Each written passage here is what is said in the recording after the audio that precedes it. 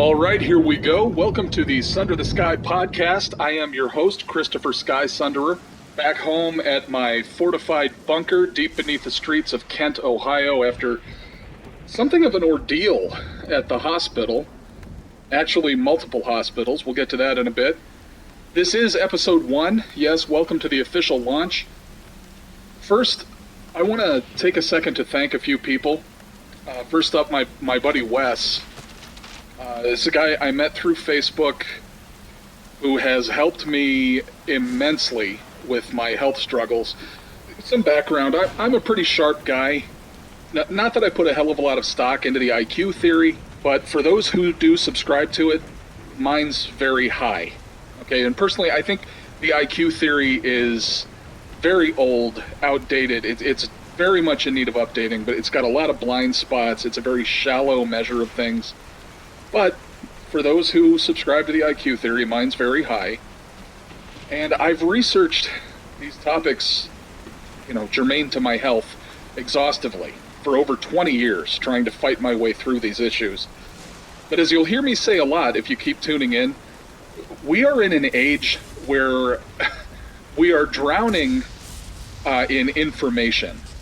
I've heard it said, we're drowning in information, starving for wisdom. That's true. And it shows that most of us are lacking in an understanding of how to discern the gold from the pyrite, the fool's gold. There are a lot of reasons for this, and you can learn how to weed through the information. I did. But, public school isn't going to prepare you they don't teach you to do that. Public school is indoctrination. It's propaganda. They don't want you to be able to discern substantive information from fluff or spin.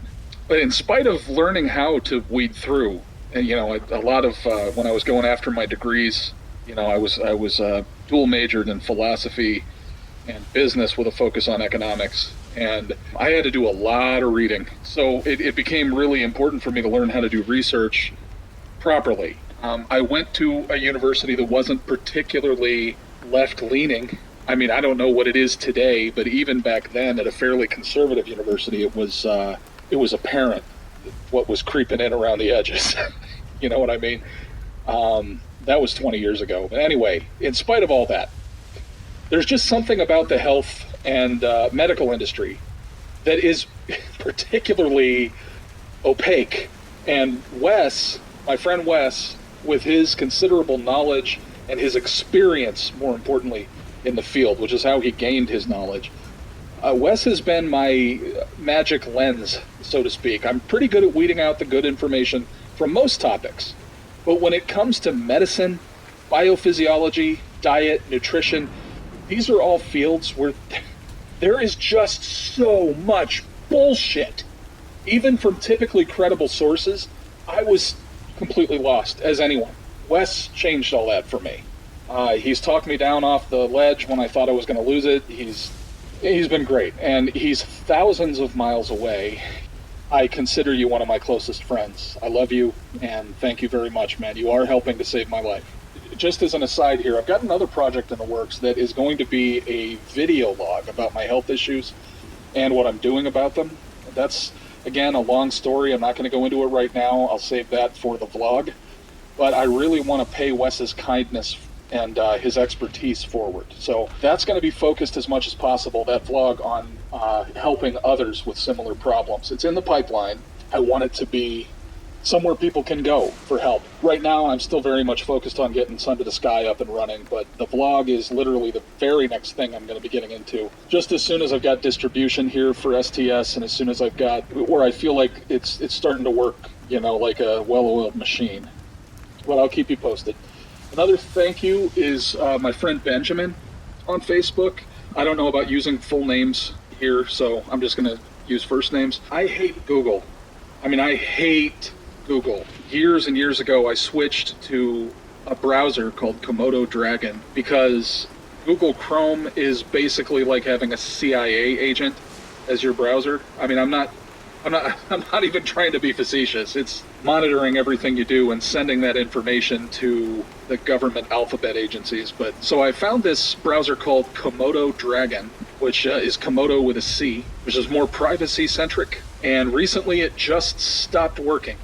Wouldn't open. It was modeled after Google. It works just like Google Chrome. Anyway, it stopped working. It wouldn't even open. I uninstalled and reinstalled it twice. That didn't help. And the Komodo site was unresponsive. I really don't know what happened.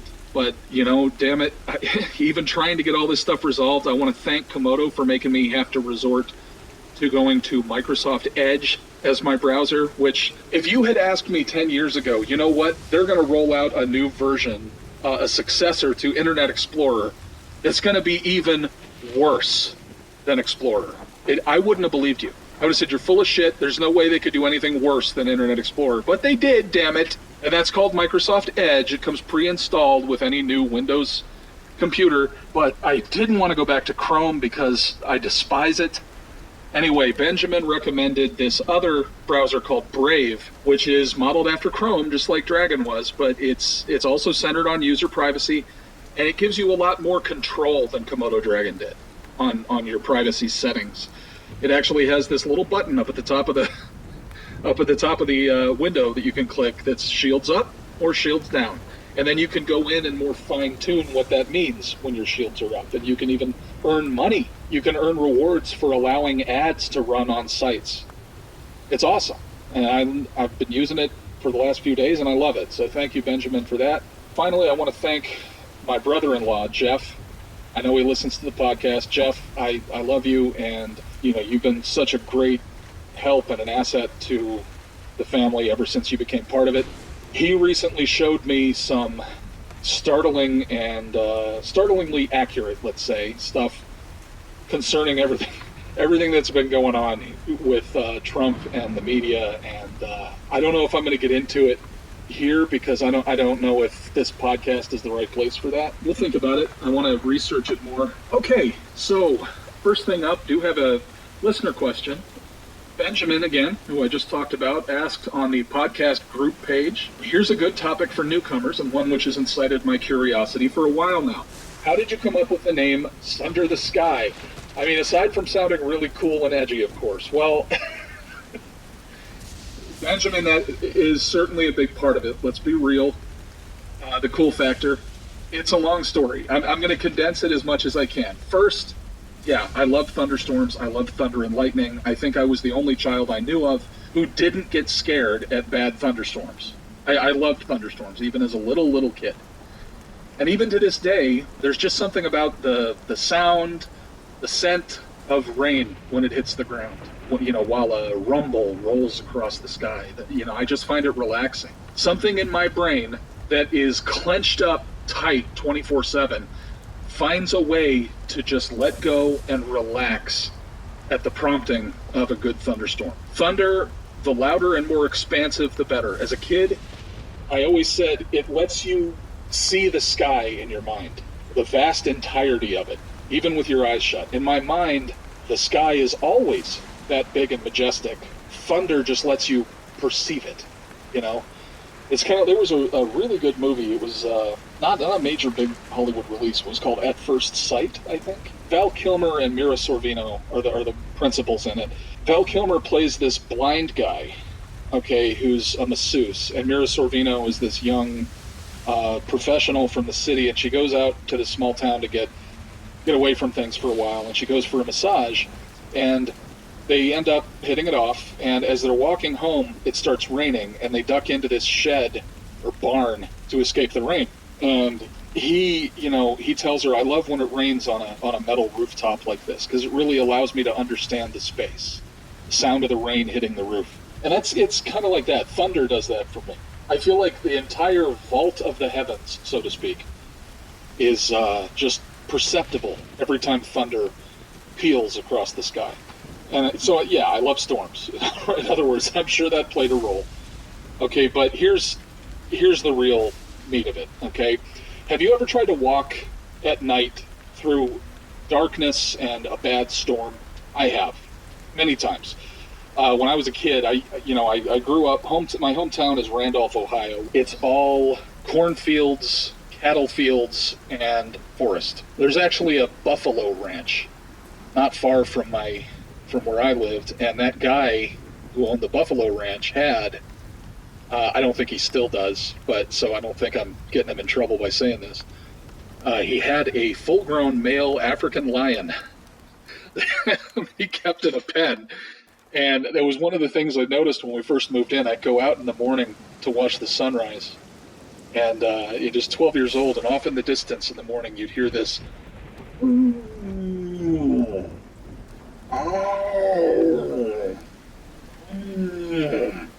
I'm like, what in the hell is that? And then I remember hearing the same sound on a National Geographic episode about lions. I was like, is there a lion out here? But then the first time we went over there and got like buffalo steaks and roasted stuff. Buffalo's excellent, by the way. Try it. It's actually healthier for you than beef. You know, it's got lower sodium content, but it is expensive. We saw, yeah, the guy has a fucking lion. But anyway, I used to hike through the woods of Randolph as a kid, and as a martial artist, I always loved training and practicing outdoors. I prefer to exercise outside. I prefer to cook outside. So I have been caught in many a thunderstorm, okay? And it can be a little scary and more than a little treacherous. You can't see anything. It's dark. Rain is pelting your eyes. The wind is howling. But then, sporadically, snap, crackle, boom, you can see. Light fills the world for just a second, and you can orient yourself. Sometimes a storm can be so bad that the only way to navigate is by waiting for those flashes of light, moving forward a bit, stop, wait for the next flash. And how fitting a metaphor is that for our society today, amidst the dark clouds, stinging rain, and howling winds of our dishonest media, our corrupt government, and the wholesale indoctrination of our entertainment and education industries. It's dark, it's frightening, and you can't tell what's going on most of the time. Until, snap, crackle, boom, you can see. If only for brief moments, there are flashes of truth. Truth, you know, with a capital T. And for just a moment, whenever someone stands up and speaks truth to power, it sunders the miasma, the clouds, the fear and confusion. It just shatters it apart. The darkness returns. It always does. You know, and my buddy Vince over at the Inconclusive Breakdown observes this all the time. You know, they came out and proved that Hollywood and Washington are all engaged, or practically all engaged, in child sex trafficking. That's the buying, selling, raping, and often killing of children. And then everybody just, well, let's talk about something else. You know, the clouds rolled back in and they obscured it again. And to understand this, that's deliberate. That's misdirection that is being done deliberately. Because a lot of the people in charge of those media organizations are implicated in this stuff. They came out and admitted that UFOs are real, and that the Air Force, the NSA, Homeland Security, none of them have any idea what the hell they are. And then the clouds rolled back in with a fresh, windy downpour of rain and obscured it again. But there is a cure to this. Follow me for a minute here, okay? First of all, recognize how amazing it is that every last one of us has this God-given superpower to obliterate even the most pervasive and overshadowing lies and evil simply with our voice. I don't know how many of you follow Marvel Comics. It's a big thing with me, but there's a series called The Inhumans, and their leader, their king, is a character named Black Bolt. And he never speaks because his voice carries this frequency that is so powerful that even speaking a single word would shatter a mountain. Understand this, we all have this power. The mountains we shatter are simply political rather than material. And guys, listen, it terrifies them. The people up there, the elites, the corrupt. Have you ever been caught in a lie? I have. We all have. Everybody has. Do you remember how exposed, how naked and vulnerable you felt in that moment? Okay, that's their life in Washington. That's their life at CNN, at MSNBC. They live their entire lives with that feeling every day that they're about to be caught in a lie, And especially lately, it keeps happening. Adam Schiff's eyes look that way for a reason, people. The man is terrified. Trust the eyes. No matter what his face is doing, he's got the eyes of a rodent staring into the face of a huge cat. You think it's just some random coincidence that Hillary Clinton's brain goes into spasms and she starts blinking uncontrollably, shuddering, and collapsing all the time? Psychologically, guilt and secrets are each a mental strain to accommodate. A lie that is a guilty secret is a double whammy, and that's a very heavy load. If the lie you're talking about is something really bad, like, say, murder, or, I don't know, a global child rape industry, the human psyche can only handle so much. I'd be willing to bet Hillary Clinton hasn't been able to more than glance at a mirror for the last 40 years minimum. My point is, I'm not the only Sky-Sunderer. It's a descriptor, not a title.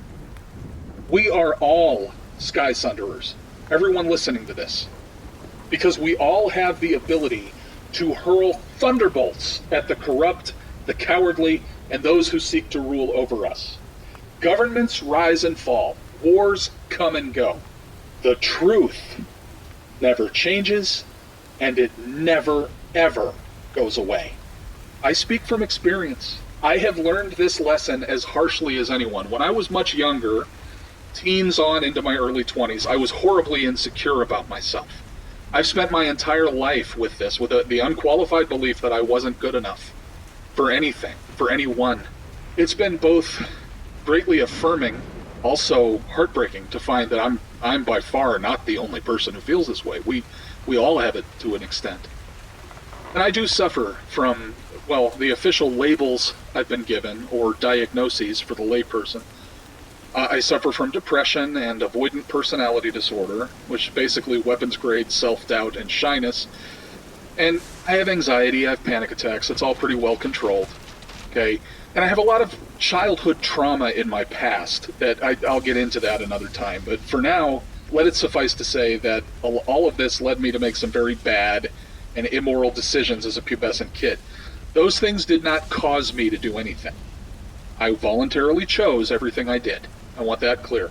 But carrying a pervasive dread that no one would ever accept me as I was, I exaggerated and embellished details about my accomplishments, and yeah, I even flat out lied about myself as a kid, just to make sure people wouldn't reject me. I lost a lot of friends when I finally came clean about things, but the ones that stayed, guys, the ones that stayed became closer and dearer friends than I'd ever had before in my life. And I was truly born again. It led me back to God, it led me to Christ, it led me to really place an immense value on being truthful and earnest. By enduring that self-inflicted blast of illumination, a lot got burned away. It certainly hurt. And I mean, to this day, this is going back 23 years. I still shudder when I think about it, but sometimes you've just got to ride the lightning. You got to sunder your own sky. Sometimes your hands get so dirty, the only way to get clean is with bleach. And look, your hands are going to be raw for quite some time, but they'll be clean. Do you understand that that's more important than comfort? If you've done things that you know were wrong and that you regret, as scary and painful as the truth may be, it's also your only way out. Sometimes you've just got to rip the scab off. Jump off that cliff into the great unknown. You know, it's the ultimate departure from your comfort zone. This, and not to get too sappy here, and man, is this explanation going way too long, I'm sorry. But this is my sincere hope for everyone. Yes, even those who seek to rule us, okay? Those who exploit us, steal from us, threaten us with violence for exercising our basic human rights. My hope is that every single one of us finds the courage to let the truth in, to burn away all that stuff you've been dragging with you. And yes, I even hope this for Hillary Clinton and Charles Rangel and dingy Harry Reid and all these, you know, I really do. Even George Soros. It would fill me with joy to hear that the Clintons finally broke down and admitted to their many, many crimes. You've still got to pay for what you've done. That's a base requirement of repentance. And there is a difference between forgiveness and forgetfulness, between forgiving, which is divine, and forgetting, which is stupid. Anyway, that's where Sunder the Sky comes from. It's a superpower, this ability to speak truth, this ability to light up even the darkest, most confusing times and situations, and to burn away all the bullshit, if only for a moment. And everyone listening to the sound of my voice right now has that power. And the more of us do it, and the more often we do it, the more the darkness is split apart and the longer the light lingers. You understand? The amount of time when we're navigating through the darkness, we move a few steps and we stop and wait for the next flash of light and then move, the more often the lightning flashes, the better we can navigate. So do it. Sunder that sky. Sunder it often. They're not going to stop doubling down on their lies. But no matter how dark and overcast it becomes, the truth splits it apart completely, whether it's a little white lie or a multi-trillion-dollar media and government narrative. The result is the same. Snap, crackle, boom, it shatters.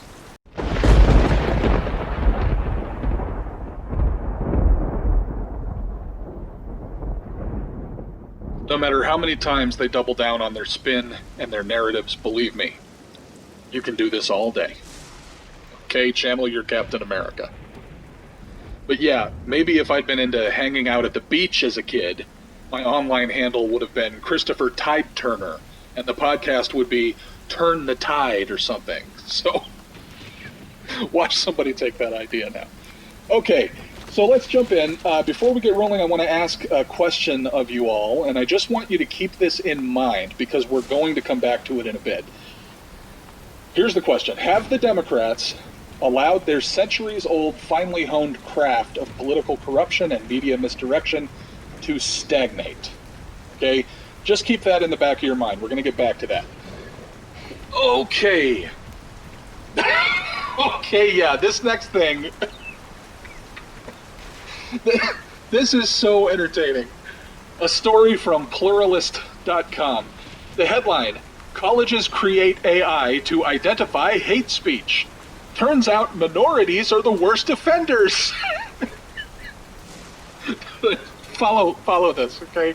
Quoting, researchers from the University of Cornell discovered that artificial intelligence systems designed to identify offensive hate speech flag comments purportedly made by minorities at substantially higher rates than remarks made by whites. Several universities maintain artificial intelligence systems designed to monitor social media websites and report users who post hate speech, which isn't Orwellian at all. In a study published in May, researchers at Cornell discovered that systems flag tweets that likely come from black social media users more often, according to Campus Reform. The study's authors found that, according to the AI system's definition of abusive speech, quote, tweets written in African American English are abusive at substantially higher rates. The study also revealed that black-aligned tweets are sexist at almost twice the rate of white-aligned tweets. The research team averred that the unexpected findings could be explained by systematic racial bias displayed by the human beings who assisted in spotting offensive content. No. They're not racist or sexist. We are. Please, don't blame yourselves. The results show evidence of systematic racial bias in all data sets, as classifiers trained on them tend to predict that tweets written in African American English are abusive at substantially higher rates, reads the study's abstract. If these abusive language detection systems are used in the field, they will therefore have a disproportionate negative impact on African American social media users. So in other words, since we have programmed the AI to unfairly not allow for a double standard, students from one culture are being assessed as bigoted. You know what, guys? I don't really have much more to say about this one. The article busts itself. What do you... Oh, boy. Okay, so I mean, it's there. You know, I'm not going to go. I'm not going to go through this. I'm not going to preach on it. It's. I mean, like I said, the article busts itself. So, okay, what happened on Monday? I went to the hospital. A lot of people have been asking about this. Sunday, at about noon, I started to notice a lot of floaters in my eyes, and I was seeing the occasional spark, like shooting star, and anything further away from me than arm's length was really blurry, and I didn't know what was going on. I did this stupid thing. I looked up my symptoms online, so within 5 minutes I thought I was dying. No, I thought it was, they said this could potentially be an emergency condition, call 911 immediately, so that's what I did. I've always had 2015 vision. Now, for those who don't know, that's actually better than 2020, okay? What it means is that the level of detail most people can see from 15 feet away, I can see from 20 feet away. And when they did the visual acuity test on me, I did well enough that they're like, maybe you're just 20/20 now. I'm like, yeah, but why so sudden? Okay, and my friend Wes that I talked about earlier suggested, maybe it's just age. I'm 43 years old. And there's this thing, between men and women, the aging process, it's more gradual for women. Women start to age in their late 20s, and they gradually slide in age as they go along, right? With men, we don't age, and then at our 40s, one day we wake up one morning and we're our fathers. It's like bang, it hits you. So I don't know. But I went to the ER. Now the ER out here, I live in Kent, Ohio, as I said, and the closest ER to the bunker is out in Ravenna, which is the next town over. They didn't have an ophthalmologist on call. So they actually transferred me via ambulance up to Cleveland, where in Cleveland the guy came in and dilated my pupils with these drops and examined my eyes, and he said, yeah, I don't see any damage. It's not a retinal detachment or anything like that. I don't see any evidence of that. But he wants me to follow up and come in to their regular eyesight facility. Well, I got some other test results there, and I'm going to go into that more on the health vlog. What's relevant here on Sunder the Sky, I tell you, every time I have to deal with healthcare anymore, which is frequently in my case, and you'll find out why in the health vlog, it becomes clearer and clearer how much the whole industry has become less efficient, less effective, and more expensive, because, they were done with me. I went in at 4 a.m. Monday morning. They transferred me to Cleveland at about 6. By 2 p.m., they were done with me. And the hospital was so jam-packed, they moved me into the hall to just sit. And they said, we got a ride coming to take you home. And I sat there until 8 p.m. and then rode back down to Kent from Cleveland, which takes about an hour, depending on traffic. And I finally got home at 9 p.m. It was just such a fiasco. And at one point, I'm sitting there in the hall, and while I'm waiting for an ambulance to take me home, there are like 16 EMS guys just standing there in the lobby shooting the breeze. So yeah, anyway, at least on the expense end of things, because everything's gotten more expensive, I think we all know why, I'm not going to worry about healthcare expenses anymore. I'm really not. I'm just going to start forwarding all my medical bills to Barack Obama's seaside mansion. And let me tell you something, that bitch had better pay up, because he's on record, literally hundreds of times, giving his personal guarantee that healthcare costs were going down and that if we liked our plans, we could keep them. Well, neither of those things ended up true in my case. So pay up, bitch. And go ahead, Satoru, Frank Marshall Davis Jr., take me to court. Oh, they're going to love what I have to say. Quick update on Ukraine and the whole situation going on with that. First of all, Biden, I'm just going to run over what we've already covered here. Biden in 2016 pressured Ukrainian President Petro Poroshenko to fire Ukraine's top prosecutor, Viktor Shokin, who was investigating Burisma Holdings, which is a company that's been paying Hunter Biden, what was it, $600,000 for having the last name Biden, essentially. It's been confirmed Ukraine is investigating that alleged incident.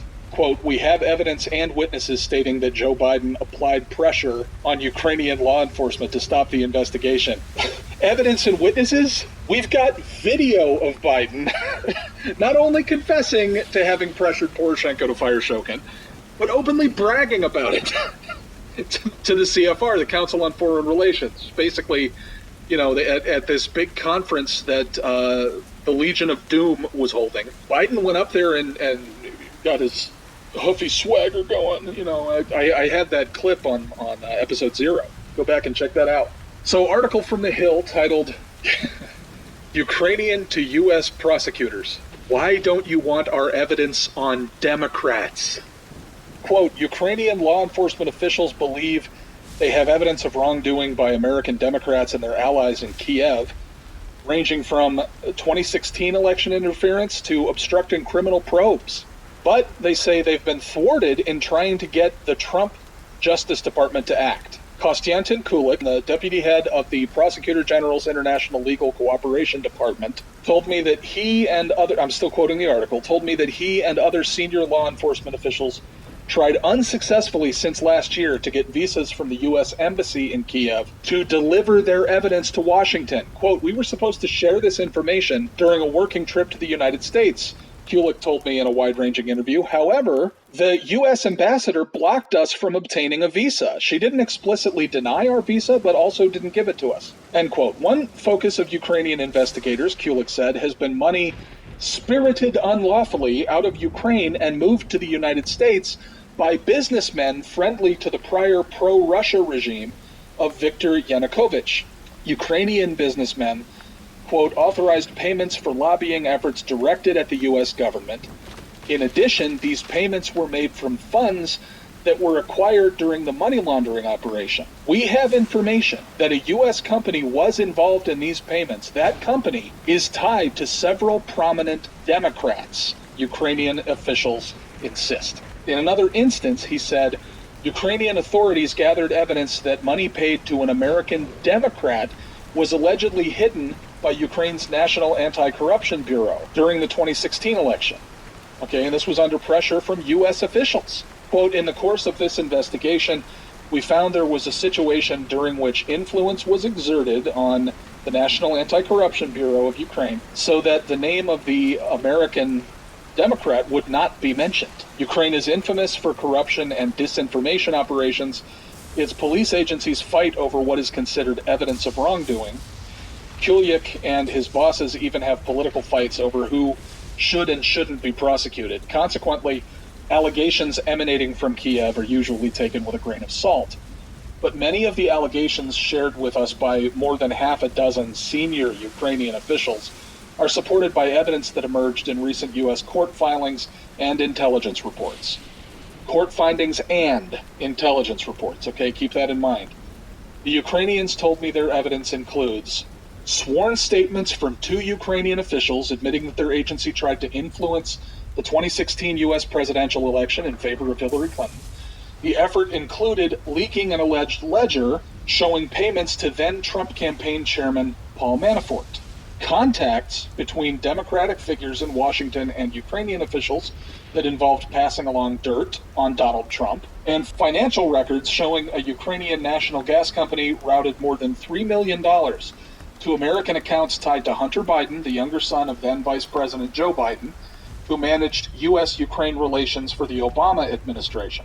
Biden's son served on the board of a Ukrainian natural gas company, Burisma Holdings. Okay. Also, records that Vice President Biden pressured Ukrainian officials in March of 2016 to fire the prosecutor who oversaw an investigation of Burisma Holdings and who planned to interview Hunter Biden about the financial transfers. Correspondence showing members of the State Department and U.S. Embassy in Kiev interfered or applied pressure in criminal cases on Ukrainian soil. And finally, disbursements of as much as $7 billion in Ukrainian funds that prosecutors believe may have been misappropriated or taken out of the country, including to the United States. So that's just some of what they've got. But Ukrainian officials say they don't want to hand the evidence to FBI agents working in Ukraine, because they believe the Bureau has a close relationship with Ukraine's National Anti-Corruption Bureau and the U.S. Embassy. quote, "It is no secret in Ukrainian political circles that the NABU was created with American help and tried to exert influence during the U.S. presidential election," says Kuliak. Kuliak's boss, Prosecutor General Yuri Lutsenko, told me he has enough evidence, particularly involving Biden, his family, and money spirited out of Ukraine, to warrant a meeting with U.S. Attorney General William Barr. Quote, "I'm looking forward to meeting with the Attorney General of the United States in order to start and facilitate our joint investigation regarding the appropriation of another $7 billion in U.S. dollars with Ukrainian legal origin," Lutsenko said. Again, that's all coming from John Solomon of The Hill. So here's the theory that I want to float to you. Okay, see if you think there's something to this. It's just something that hit me, and I don't know. There may be something to this. Have the Democratic Party strategies for misdirection and media confusion now inverted back upon them? Has the Democratic Party's most potent weapon now finally at long last become its curse? Follow me on this, okay? This tactic is best summarized in the quote, "Accuse your enemy of what you are doing as you are doing it to create confusion." There's lots of debate over who actually said this first. A lot of people believe it was Karl Marx. Others say it was Nazi Minister of Propaganda Joseph Goebbels. But we know for a fact that regardless of who said it first, it was one of the central precepts in the book Rules for Radicals.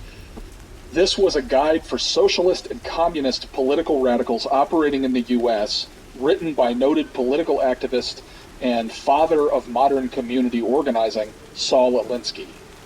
Just to give you an idea of the type of man Alinsky was and where his mindset was at, I read from the dedication here in Rules for Radicals. Quote, "Lest we forget at least an over-the-shoulder acknowledgement to the very first radical from all our legends, mythology, and history," and who is to say where mythology leaves off and history begins, or which is which, "the first radical known to man who rebelled against the establishment and did it so effectively that he at least won his own kingdom, Lucifer." The man dedicated his book, not just his book, but his playbook for political action, to Satan. This book, again dedicated to Satan, is the playbook the entire Democratic Party has been implementing since shortly after its publication. Tell me again why the appellation of the term demon rat instead of Democrat, tell me again why that's inappropriate. I'd love to hear arguments. In fact, a young Hillary Clinton has stated repeatedly that he was a hero and inspiration to her. There's an article including the full text of a letter she wrote to Saul Alinsky just after she graduated from law school. I'll put a link to it in the description box below. But she wrote, her senior thesis was about modern community organizing, and she interviewed Saul Alinsky when writing that. So, remember this the next time a modern Democrat appeals to the Bible for their arguments or attempts to spin doctor scripture into some kind of divine endorsement of their policies, i.e., Jesus believed in abortion. Okay, I'm sure unless you've been in a coma for the last 40 years, you've noticed that Democrats very frequently get busted using this tactic of accusing the other side of what they're doing. For me, a major tipping point happened about 25 years ago, when Bill and Hillary Clinton, with the backing of their entire party, began insinuating sexual misconduct against political opponents, and then even against the George W. Bush campaign. Bill Clinton accusing someone else is like Michael Moore criticizing someone's diet. Okay? Let me pose to you a scenario. Let's say I'm sneaking into the Fifth Third Bank down the street and stealing $10,000 stacks from the vault. We live in a town where there are crimes like this happening all over, but just the one I rob from time to time is the Fifth Third Bank down the street. Now let's say I have a rival of some kind. We're both bidding on the same house or something, okay? So I go to the police and I tell them, hey, he's robbing the Fifth Third.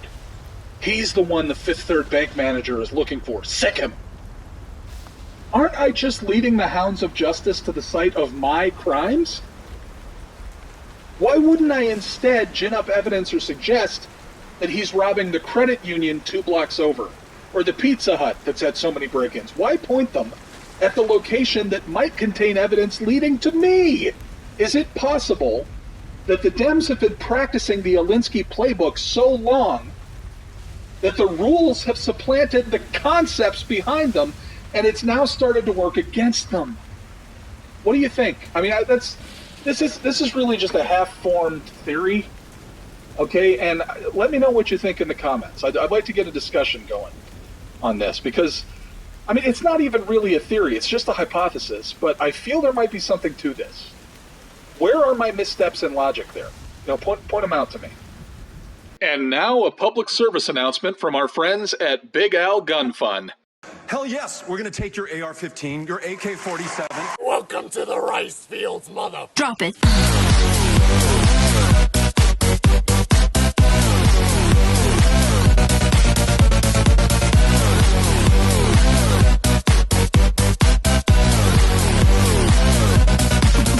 Yeah.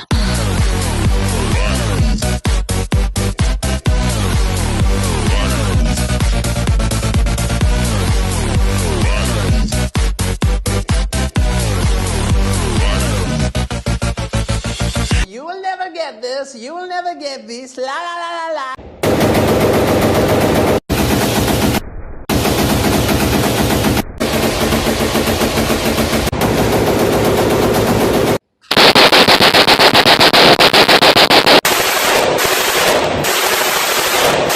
Are you kidding me? Okay, what else is going on? Oh, yes. Okay, before I get to my last story here, there has been, as everyone knew was coming, significant blowback rightward from left for anyone having the audacity to question Greta Thunberg's "How dare you" speech. To see my full rebuttal to each of the talking points of said speech, be sure to check out my previous episode titled, and specifically addressing Greta, "Who Dares Wins." I'll just point out that a lot of the same people, and you know this, I know I'm preaching to the choir here, but damn it, a lot of the same people who viciously went after Nick Sandmann, Mini AOC, former YouTuber Soph, going so far as issuing death threats, attacking the livelihood of family and friends, even threatening the president's 10-year-old with gang rape. These same people are now very concerned with the treatment a 16-year-old girl is receiving online. And by the way, to all of Greta's self-appointed mama bears out there, if you're listening, Barron Trump is now 12 years old, and the kid is 6'5". So part of me would kind of like to see some of you sniveling soy weasels try it. You know what I mean? Anyway, aside from some of the off-the-cuff memes about her face, which looks a little off, Asperger's syndrome, and, all that stuff is kind of over the line, but the overwhelming majority of criticism that I've seen directed her way, including my own, has been aimed past her at the people behind her, not at Greta herself. Remember when Eminem got pissed off at Triumph, the insult comic dog? This happened years ago, and hit him. I think it was at the Grammys. That Eminem's walking down the aisle to get to his seat or something, and Triumph comes in and starts, asking him questions and everything, and then he shoves him away and hits him. The puppet, okay? Moron hit the puppet, as if the puppet was making fun of him. Like a child so young, they don't even realize the puppet isn't the one actually talking to them. Okay, that's what the left thinks is happening here. You people, behind this whoever it is behind this media moment, or whatever we're calling the Greta Thunberg thing, do you even realize how obvious you are? I mean, in a typical puppet show, puppeteer usually dresses in a black bodysuit and face shroud against a black background, all made of the same material, or they hide beneath the stage, or in the case of marionettes, above the stage, so that you can't see them, so as not to shatter the suspension of disbelief. Your arrogance it's killing your moves here. You just can't help yourselves. You want to make sure everyone knows you're the ones who are helping this little girl to fight all the big, evil, working people and their crime of trying to live their lives in peace and mind their own business. But the only people buying into this, well, in my opinion, no one is buying this shit. There are just some people going along with it because they're so desperate for anything substantive to have against the rest of us, that they'll grab any bone you throw them, even if it's just a black and white picture of a bone on cheap paper. But even then, for the most part, the only people parroting Greta Thunberg's talking points are the absolute bottom of the idiocy barrel. The ones so far up their own ass with leftist piety that they put on vagina hats and march in the streets. Or dress in red and black and pick fights with Rubbermaid trash cans. Are you really secure in your position? George Soros, Al Gore, Bill Gates. Do you really feel good about your position here, knowing that the only people manning the rank and file of your movement are a bunch of the millennial generation's rejected morons? And this is after all of your mind games and your spin and your propaganda, your outright lies, your best appeals, and all you can do is scrape the bottom of the dipshit barrel. Shouldn't that tell you something about your position? Anyway, last story, and this is going to be uplifting, okay? This is going to make you feel really good, okay? In a story from the Washington Slimes, the headline. Okay, I'm sorry. I'm going to try to get through this without laughing. Okay, let's go. The headline: Hillary Clinton's big comeback begins. Damn it, man, come on. Some willpower. Hal Jordan, let's do this. Media attention will intensify on Hillary Clinton on Tuesday. The former First Lady, Senator, Secretary of State, and Democratic presidential candidate is ready for another round in the public arena. She has a new book arriving, written with the help of a very close relative. And guys, you're gonna die laughing when you hear who it is. Behold, here comes the Book of Gutsy Women, favorite stories of courage and resilience. All 464 pages of it. Please let there be an entire chapter dedicated to Margaret Sanger. Oh, please let us have that gift. We need that ammo for the meme war of 2020. Back to the article. Indeed, the new book of essays now landing on the shelves is written by Mrs. Clinton and her daughter, Chelsea Clinton. Published by Simon & Schuster. Some informed observers speculate the book could be yet another indicator, along with increased public appearances and commentary, that Mrs. Clinton might pine for a political comeback. Oh, you think? The woman has done nothing but rock herself back and forth, mumbling, "It was my turn. It was my turn," for the last 3 years. What kind of comeback? Oh, maybe the bumper stickers will read, Biden Clinton 2020, Warren Clinton 2020, or even Clinton 2020. Who the heck knows? Yeah. That's gonna happen. Oh my God, please. Lord, please. Dear Lord in heaven, your servant is begging you, please let Hillary run with Chelsea as her VP. Please, Lord, I'll do anything. Amen. Word on the political street now is the rumbling that the impeachment probe launched by House Speaker Nancy Pelosi may be the crack that opens the door for another presidential run by Hillary Clinton. By the way, who wrote this? It's Nate Ashworth of Election Central.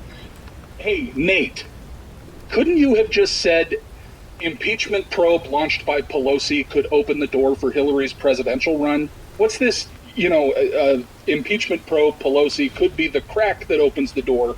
And before that, word on the political street is the rumbling that brevity is the soul of wit, you moron. What's with all this verbosity? It reminds me of the horrible dialogue in Star Wars The Last Jedi. We'll ignite the spark that'll light the fire, that'll spread to the curtains, that'll jump across the room and penetrate into the walls and superheat the insulation and burn the First Order down. Why not just we'll light the fire that burns the First Order down, Ryan Johnson? You fucking hack. This time, the thinking goes Hillary would be running with vindication that the 2016 election was stolen from her. Are we still saying that? And she can ascend in 2020 to reclaim the mantle for her party and the majority of the country that voted for her. Demonstrably false, Nate. And why is it always they treat these Democrat politicians like they're literal deities? She can ascend in 2020 to reclaim the mantle of power. Quote, Clinton's rallies against Trump raise a key question. Is she gunning for a rematch in 2020? Asks the National Interest. Indeed, Mrs. Clinton certainly sounds like a candidate, backing the impeachment inquiry against President Trump with gusto. Well, damn, man, the bitch has done nothing but bitch about Trump since November 9th, 2016. Quote, there should be an impeachment inquiry opened, and I think, sadly, there are a number of grounds. But this one is incredibly troubling. The most outrageously false things were said about me, and unfortunately enough people believed them, Mrs. Clinton told CBS on Sunday. This is an effort to sow these falsehoods against Joe Biden, and I don't care if you're for the Democrats or you're a Republican. When the President of the United States, who has taken an oath to protect and defend the Constitution, uses his position to, in effect, extort a foreign government for his political purposes, I think that is very much what the founders worried about in high crimes and misdemeanors, she declared. Those would be the same founders they all want to now overturn with all this 1660 bullshit. And finally, quote, the president is a corrupt human tornado, Mr. Clinton noted in a follow-up tweet. Yeah, that's nice, Bill. Go back to your meth and your hookers now, okay? Have you seen pictures of Bill Clinton lately? I mean, not the ones where he's been made up for the camera. When they catch him, the guy looks like he's falling apart. He looks like a 100-year-old drug addict. But back to the new book for a moment, says the article, which will likely rocket toward #1 in the next 24 hours. Yeah, her last book, that What Happened bullshit, was in the discount bargain bin at Costco within 3 days of release. By the third week, they were selling those things for 95% off. A copy of What Happened 3 weeks after its release literally cost less than an equal amount of blank paper. Process that. Oh, but this is going to be a #1 bestseller. Quote, if history shows one thing, it's that the world needs gutsy women, says co-author Chelsea, who is vice chair of the Bill, Hillary, and Chelsea Clinton Foundation. So apparently it can't just be the Clinton Foundation anymore. This is brazenly an attempt to make Chelsea more relevant. Webster Hubble must be quite the proud papa. You know, it reminds me of when Time Warner renamed its cable service Spectrum. So we're hoping everyone would forget how terrible the service at Time Warner is. You know, but it still has the words Clinton Foundation in it. I mean, I never claimed they were particularly intelligent, evil, corrupt people. Look, guys, I really hope she runs. This is pure desperation. I talked about this in episode 0. The Democrats realize they've got no viable candidates. They look at that stage, at those debates, there's nothing. They got nothing going on. Their only move at this point, if they're not going to be able to impeach Trump, is to go back to the well with someone more recognizable. And when you're at a point where the only thing you can do is put up the same person he kicked the ass off of last time, it's a good sign for the good guys, okay? And before we close here, just a word on what we were talking about before, the Alinsky stuff. And, you know, I want to come back to that now that we've got Hillary, subtle as a jackhammer, signaling that she could run again. Here's why I hope she does. I want you to picture a scenario. Picture someone trapped in the cargo hold of a sinking ship below decks, okay? First, they bang on the hatch, trying to get it open, but it won't. So they start looking around for something to break through it with, right? Something heavy. Finding nothing, they start calling for help. No help comes. The water keeps rising. Finally, it gets to a point where they have mere inches left. All they can do is stick their mouths above water to breathe. And then the hold is completely filled, and as they hold on to their last breath, what do? They go back to frantically pounding on that hatch. It's literally all there is left to do. That's what this is, okay? Watch Dinesh D'Souza's documentary, Hillary's America, The Secret History of the Democratic Party. It's excellently done. The only thing inaccurate in the movie is the word secret in the title, because none of what he covers in the film has ever been a secret. There have just been lots of people, with government schools leaving a lot of this stuff out of the history classes. There are a lot of people who may be oblivious to it, and a lot of other people who know and are deliberately forgetting it. But this stuff isn't a secret. The information's out there. The foundation of the Democratic Party's modus operandi is never give up the con. Deny, deny, deny. You accuse your opponents of what you yourself are doing, and you never admit the truth. Again, that's why speaking the truth to them gets their hackles raised so high. It's like nails on a blackboard to them. That's why, again, you should do it. Speak the truth to them, and do it often, okay? I really hope she runs. Getting this podcast up and running and getting it started, what a gift that would be. Not just to me personally, but to everybody. Oh, the memes. All right, well, this has been episode 1. We are officially launched now, and I've got better equipment coming in. I've been thus far recording this show on my phone. I'm doing everything myself, but I've got better sound equipment coming in, hopefully by the next episode. I want to tag on here at the end a little piece that I'm recording. It's now 1:20 a.m., Thursday, October 3rd. I had initially intended to have this episode up, yesterday, Wednesday, because my intent for the show was to be a weekly show that happens on Wednesday, right? Something to get you through the hump day. Well, I'm having a lot of trouble doing that. I'm still trying. Just to let you know, whatever's going on with YouTube, I keep getting stuck at 28%. Okay, so when this episode goes up, it's going to happen, at the soonest, it's going to happen Thursday, today. But I thought about it, and maybe that's a better day, Thursday. Origin of the term is Thor's Day, right? So for Sunder the Sky, that seems maybe appropriate, and maybe it's good that looking forward to the show on Thursday is what gets you through the hump day, and then you can listen to it knowing you only got one day left to the weekend. I don't know. We'll see what happens going forward. I'm still trying to get... I haven't heard anything back from creator support at YouTube, but we're going to keep trying. Anyway, thanks for tuning in, and we'll talk soon. From the land as they made their stand.